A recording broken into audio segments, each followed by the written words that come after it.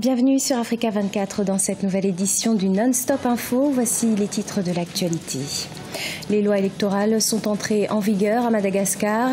Toutes les lois ont été promulguées par le président Radzoanary Manpiane. De son côté, l'opposition continue de réclamer la démission du chef de l'État en attendant la décision de la Haute Cour constitutionnelle.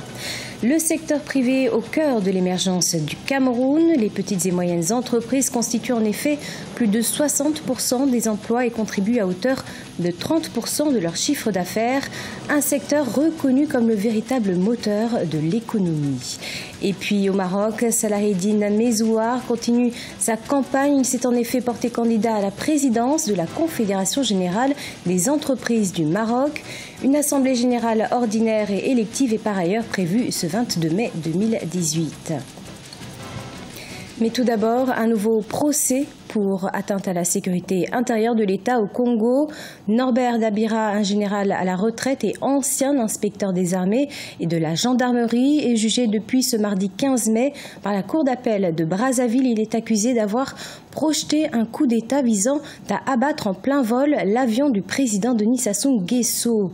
Ce procès intervient après celui du général Jean-Marie Michel Mokoko qui a été condamné à 20 ans de prison ferme. À Madagascar, tandis que les lois électorales ont été promulguées ce dimanche 13 mai par le président Radzoanary Manpiane, les contestations ne désemplissent pas. De nouvelles actions vont être mises en place par l'opposition cette semaine. Opposition pour qui la démission du chef de l'État reste une priorité. On fait le point dans ce sujet de la rédaction. Les lois électorales sont désormais en vigueur à Madagascar. Toutes les lois ont en effet été promulguées par le président Radzoanary Manpiane, tandis que plusieurs dispositions de ces nouvelles lois avaient été jugées ce 3 mai 2018 contraires à la Constitution par la Haute Cour constitutionnelle malgache. Le président de la République peut décider soit de promulguer les autres dispositions de la loi ou de l'ordonnance, soit de soumettre l'ensemble du texte à une nouvelle délibération du Parlement ou du Conseil des ministres selon les cas, soit de ne pas procéder à la promulgation. Malgré la promulgation des lois électorales, l'opposition malgache continue de réclamer la démission immédiate du chef de l'État et de son gouvernement et compte bien durcir le ton cette semaine. Les seules informations qu'ils ont communiquées jusqu'ici, c'est qu'ils allaient faire sortir les étudiants de l'université d'Antananarive demain pour renforcer le mouvement. Donc jusqu'ici, c'est le seul mouvement assez dur qu'ils ont communiqué officiellement. Après, il y aura les séries de discours et manifestations comme d'habitude sur le parvis de l'hôtel de ville. Une contestation qui prend de plus en plus d'ampleur. La Haute Cour constitutionnelle, quant à elle, doit répondre à la requête de déchéance du chef de l'État. Une réponse très attendue par les députés de l'opposition après 5 semaines de manifestations consécutives. Un meilleur accès au financement en 2018, c'est ce que propose le gouvernement camerounais aux petites et moyennes entreprises. D'autres mesures ont par ailleurs été mises en place pour l'essor du secteur privé, mais le chemin reste encore long pour une pérennisation effective des jeunes entreprises au Cameroun. Explication Nathalie Mou. Selon des estimations du groupement interpatronal du Cameroun, 80% des entreprises privées camerounaises disparaissent au bout de 2 ans faute de financement. Raison pour laquelle, en vertu des résolutions du Cameroun Business Forum de 2017, le gouvernement a mis en place un programme de facilité élargie de crédit pour les PME. De plus, le Cameroun dispose d'une loi datant du 18 avril 2013 portant incitation à la création d'entreprises. Le cadre juridique est cassé. Il y a des lois qui incitent à la création d'entreprises au Cameroun. De toutes les façons, il y a les centres de création d'entreprises qui sont créés dans les capitales régionales, notamment Yaoundé et Douala, où on peut créer une entreprise en quelques jours, 72 heures, nous dit-on. Et pendant ce temps, il y a des exonérations fiscales qui sont proposées aux créateurs d'entreprises. Je crois que c'est 2 ans. Quand on a créé une entreprise au Cameroun, on peut faire 2 ans sans payer les impôts.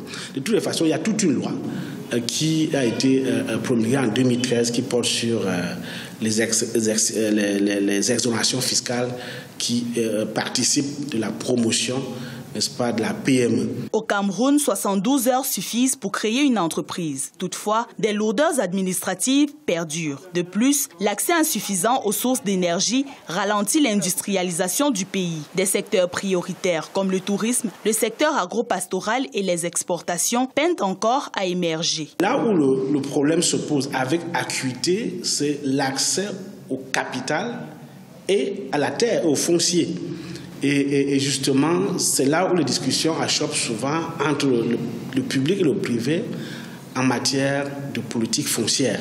Elle est encore à parfaire au Cameroun si on veut améliorer durablement l'environnement des affaires. Et de deux, l'éternel problème du financement. Et vous voyez bien l'État s'y est mis avec la création de la banque des PME. Le secteur privé est reconnu dans la loi de finances 2018 du Cameroun comme le véritable moteur de l'économie. Il compte près de 100 000 entreprises et établissements privés qui opèrent dans des domaines variés. Les PME constituent plus de 60% des emplois et le niveau de contribution de leur chiffre d'affaires à l'économie est évalué à plus de 30%. Malgré ces chiffres, les petites et moyennes entreprises concourent encore faiblement à la valeur ajoutée nationale. Assainir les villes, c'est le combat mené par LC Environment au Congo. Cette société recycle les produits usagés et compte lancer le projet Yellow Plastic, projet qui consistera à transformer les déchets nocifs en pavés de construction. Explication dans ce reportage de Deva Kupadzu, notre correspondant. Militaire à la retraite, Victor a réussi à sauver sa parcelle qu'une érosion était sur le point d'engloutir, et ce grâce à l'action des agents de la société LC Environment qui avait à cette époque permis d'éviter le désastre. Depuis, Victor a intégré l'équipe de cette société et a fait de la protection de l'environnement son combat. Mettre la propreté dans la ville, et ensuite, deuxièmement, vous avez vu ici là comment est la grandeur du ravin. Bon, nous sommes là pour empêcher le ravin de progresser. Parce que si seulement si, vous voyez les maisons qui sont là, les maisons là s'écroulaient devant nous. L'action de Healthy Environment ne se limite pas seulement à la collecte d'ordures. Le patron de la société a annoncé il y a quelques jours le début imminent du projet Yellow Plastics qui aboutira à la transformation des déchets plastiques en pavés de construction.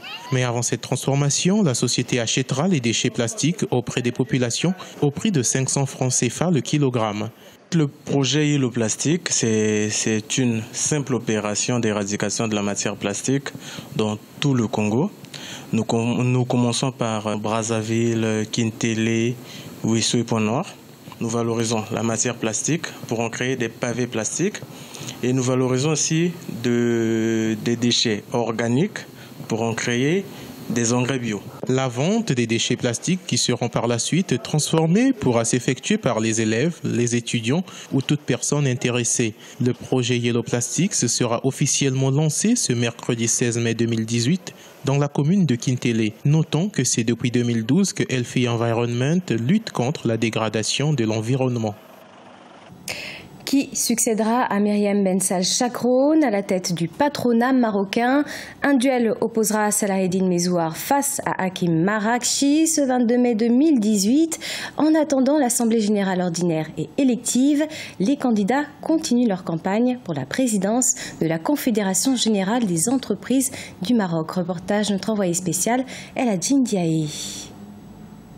Salaheddine Mezouar, candidat à la présidence de la CGM, Confédération générale des entreprises du Maroc, a été reçu ce mardi 15 mai par les entrepreneurs de la section régionale El Jadida et citat devant eux. L'ancien ministre de l'économie et des finances a livré sa vision et ses projets pour un patronat fort capable d'accompagner la mutation en cours de l'économie au Maroc et dans le monde. Salaheddine Mezouar bat campagne aux côtés de Faisal Mekwar, vice-président sortant et candidat à la vice-présidence générale. Une fois élu pour 3 ans, ils promettent de ramener la confiance et la visibilité dans le secteur privé.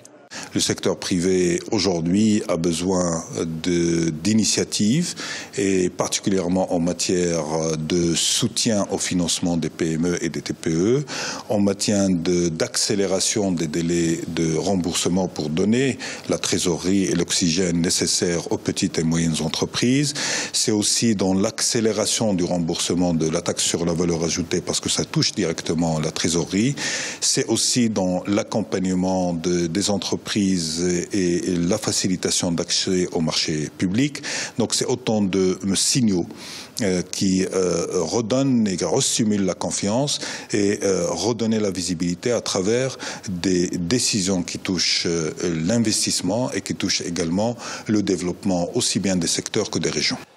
Aujourd'hui, nous avons imprégné une nouvelle dynamique, une nouvelle approche qui a reçu une adhésion de l'ensemble des opérateurs économiques que nous avons rencontrés, aussi bien sur le plan régional, sur le plan des fédérations sectorielles.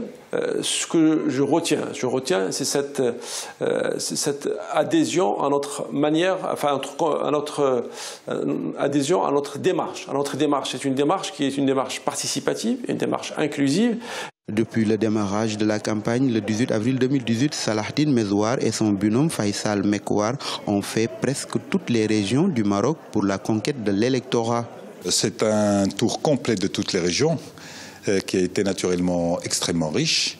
Le constat, c'est que les régions avancent dans notre pays. Il y a des plans de développement régionaux mis en œuvre.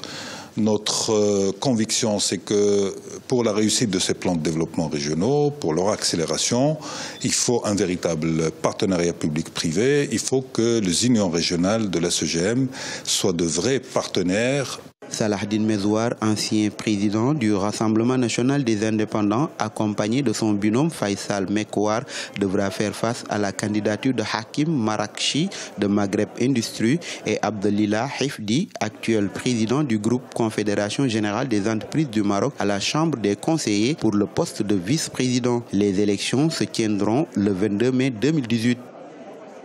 C'est la fin de ce journal, merci de l'avoir suivi. On se retrouve dans quelques instants pour une nouvelle édition de l'information sur Africa 24.